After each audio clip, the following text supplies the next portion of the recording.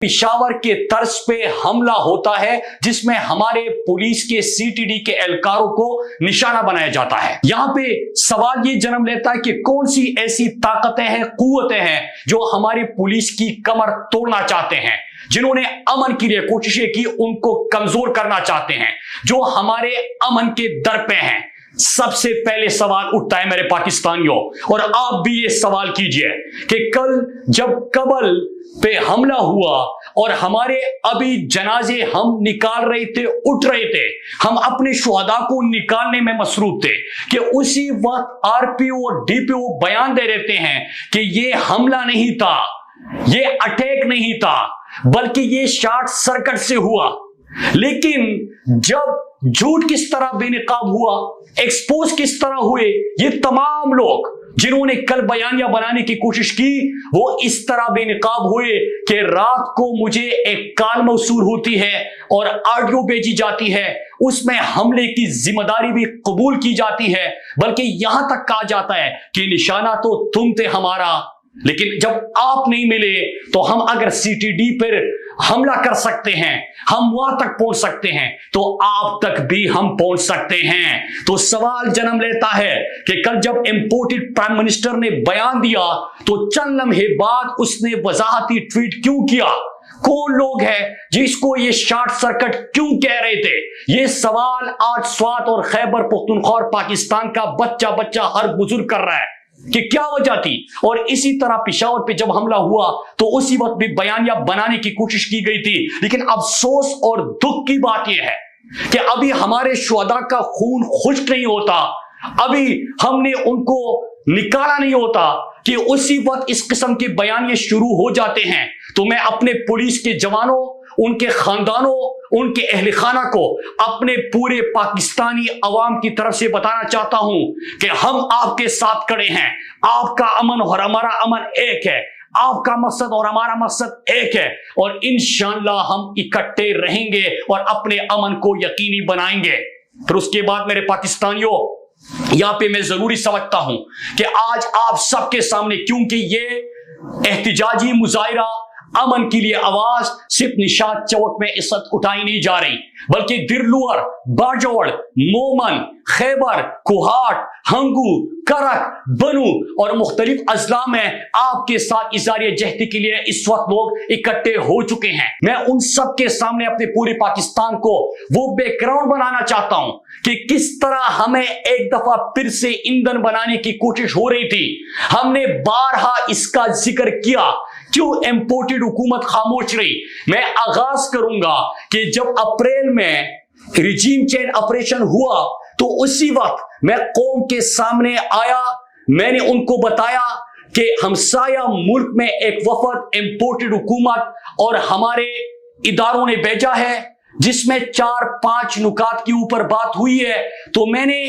अपने मुल्क के साथ वफादारी करते हुए, अपने मुल्क के अमन के लिए बात करते हुए, तकसीम नहीं इत्तिहाद की बात करते हुए मुदबाना अंदाज में 4-5 सवाल उठाए थे, और आज वो सवाल मैं आपके सामने रखना चाहता हूं, क्योंकि बैकग्राउंड का पता होगा, माजी का पता होगा, तो उससे सीख के हम मुस्तकबिल के बेहतर फैसले कर सकते हैं। एक ही ऑब्जेक्टिव है, एक ही मकसद है, हमारे लोग किसी की लड़ाइयों में ईंधन नहीं बनेंगे। तो 4 सवाल उस वक्त मैंने पूछे थे। पहला सवाल यह था कि क्या आपने सरहद पार कोई वफद भेजा है? अगर वफद भेजा है तो उसमें कौन लोग हैं और किन नुकात पे आपकी बातचीत हो रही है? दूसरा सवाल यह था कि खैबर पख्तूनख्वा की हुकूमत तो तहरीक इंसाफ की थी, मलाकन डिवीजन से हम नुमाइंदे थे, लोगों ने हमें मुंतखब किया था, तो आपने फिर किन लोगों वहां पे भेजा है? तीसरा सवाल यह था कि सरहद पे तो बाढ़ लग चुकी है, तो फिर ये लोग वापस कैसे आएंगे और क्यों आएंगे? चौथा सवाल था कि क्या फाटा मर्जर को वापस लेने के हवाले से भी बात हुई है, और अगर हुई है तो हमें तो बताया गया था कि फाटा मर्जर के खिलाफ तो बैनुल अक़वामी ताकतें हैं, तो आज आप उस नुक्ते पे कैसे बात कर सकते हैं? पांचवा सवाल था कि अमेरिका अफगानिस्तान से विड्रॉल के बाद वो यहां से फिर भी नहीं निकलता, तो क्या अमेरिका को अड्डे देने या एयर स्पेस देने के हवाले से बात हुई है ताकि इस खित्ते में طاقت کی توازن کی یا طاقت کی جو لڑائی ہے اس میں ایک دفعہ پھر سے وہ گیم کھیلی جائے۔ یہ 5 سوال میں نے پوچھے، ان سوالوں کے جواب نہیں ملے۔ میں نے D G I S P R کو ٹیگ کیا، امپورٹڈ وزیر داخلہ سے سوال پوچھا، امپورٹڈ ڈیفنس منسٹر سے پوچھا، امپورٹڈ فارن منسٹر سے پوچھا، امپورٹڈ پرائم منسٹر سے پوچھا، وہ خاموش رہے۔ اور یہاں تک کہ اگست کا مہینہ آ جاتا ہے اور پھر سے سرحد پار سے سرگرمیاں شروع ہو جاتی ہے، ہمارے خدشات خطرات میں اور حقیقت میں بدل جاتے ہیں۔ لیکن پھر اس کے بعد اگست کے پہلے ہفتے میں انٹیریئر منسٹر کا بیان آ جاتا ہے کہ یہ جھوٹ ہے، پروپیگنڈا ہے، سوات میں کوئی واپسی نہیں ہو رہی۔ آئی ایس پی آر کی طرف سے پریس ریلیز جاری کیا جاتا ہے کہ پروپیگنڈا کر رہا ہے، میرے خلاف دہشت گردی اور بغاوت کے مقدمے درج کیے جاتے ہیں، وہ کرے جتنے کرنے ہیں۔ لیکن کیوں لوگوں کو گمراہ کیا گیا، کیوں مذاق اڑایا گیا، کیوں جھوٹ بولا گیا، کیوں چھپایا گیا، کیا وجوہات تھی، کیا گیم کھیلا جا رہا تھا یہاں پہ، کیوں ہمارے لوگوں کا خون اتنا سستا ہے، کیوں ہمارے لوگ کہیں اور سے آئے ہیں کہ ان کی زندگی آپ کے لیے میٹر ہی نہیں کرتی، کیا جو ہمارے جنازے بار بار ہم اٹھا اٹھا کے تک گئے،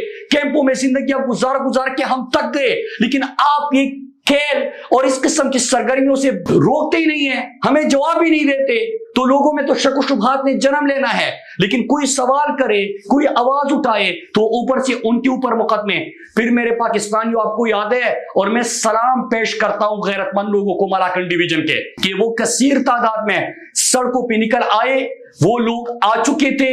ان کی جو جھوٹ ہے بے نقاب ہو چکا تھا، سرگرمیاں شروع ہو چکی تھی، ہم نے مظاہرے کیے، کبل، چارباغ، بریکوٹ، نشاط چوک، مٹا، درلوار، بنیر، ہمارے باجوڑ، خیبر، یہاں پہ مظاہرے ہوئے اور وہ لوگ واپس چلے گئے۔ پھر اس کے بعد جنوری میں آپ کو یاد ہوگا، اور اسی دوران کیا ہوتا ہے کہ جب ملاکنڈ ڈویژن کے لوگوں نے آواز اٹھائی اور لاشیں اٹھانے سے انکار کر دیا تو یہ سرگرمیاں ساؤتھ وزیرستان، نارتھ وزیرستان اور بنو لکی مروت کی طرف شروع کیے گئے۔ تو پھر سوال تو جنم لیتے ہیں کہ سرحد پہ تو پاڑ لگ چکا تھا، یہ لوگ کہاں سے آ رہے ہیں؟ پھر اگر ملاکنڈ ڈویژن کے لوگوں نے غیرت دکھائی، کڑے ہو گئے اپنے امن کے لیے، پاکستان کے امن کے لیے، تو پھر اس کے بعد کیوں یہ لوگ دوسری طرف آ سکتے ہیں؟ اس وقت ہم کیا کر رہے تھے؟ بارڈر کے اوپر جن کی ذمہ داری ہے وہ کیا کر رہے تھے؟ تو پھر اس کے بعد یہاں سرگرمیاں شروع ہو جاتی ہیں۔ لیکن جنوری کے مہینے میں نشاط چوک میں کھڑے ہو کے میں نے آپ سب کے سامنے ایک بات کی تھی کہ جب برف پگھلے گی تو یہاں پہ گرمی بڑھے گی، اور وہ کہہ رہے ہیں کہ برف باری کے بعد ایک دفعہ پھر سے یہ لڑائی اور یہ جنگ ہمارے علاقوں میں لائی جائے گی۔ اور وہ کل آپ لوگوں نے دیکھا